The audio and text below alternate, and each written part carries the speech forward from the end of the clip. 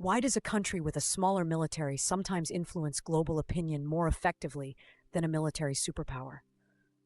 Why do sanctions hurt some states more than missiles? And why can cultural influence shape alliances without firing a single shot? To understand this, we need to unpack one of the most central concepts in international relations: power. In an anarchic system where no world government guarantees outcomes, power determines who influences whom and how. Traditionally, power was measured in military terms. Hard power is the ability to coerce through force or material pressure. When Russia invaded Ukraine, it used military hard power to attempt territorial change.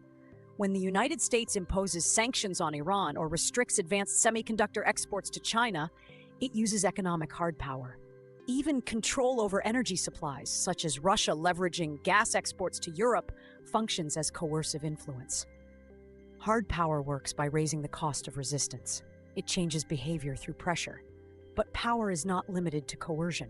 Soft power operates through attraction and persuasion. It shapes preferences rather than forcing compliance.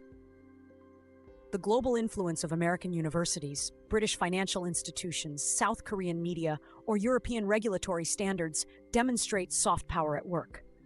Countries often adopt governance models, educational systems, or technological standards not because they are forced to, but because they see value in them. For example, the European Union's data protection regulation has influenced global digital standards beyond Europe's borders. Soft power builds legitimacy and long-term influence. Yet relying solely on one type of power creates imbalance. Hard power without legitimacy can generate resistance and isolation. Soft power without deterrence can be ineffective in the face of aggression. This is where smart power becomes essential, the strategic combination of both coercion and attraction.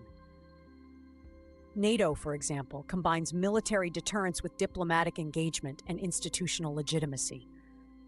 China blends economic investment through the Belt and Road Initiative with strategic infrastructure partnerships. The United States integrates technological leadership, financial leverage, and security alliances. Smart power recognizes that influence requires flexibility. Power today is increasingly multidimensional. Technological dominance, control over supply chains, access to rare earth minerals, artificial intelligence capability, and semiconductor manufacturing capacity have become strategic assets.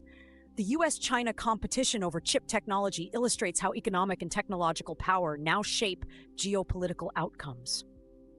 Cyber capabilities, information warfare, and control over digital platforms further expand the meaning of influence. Power is no longer confined to territory. It operates through networks, finance, and technology. Hard power compels. Soft power persuades. Smart power integrates. In an anarchic international system, states must calculate how to combine these tools to protect interests and expand influence. Whether through military alliances, sanctions regimes, cultural outreach, or technological leadership, power remains the central mechanism shaping international relations. And now that you understand how power functions, the next step is to explore how states manage power relative to one another through strategic balancing and institutional cooperation.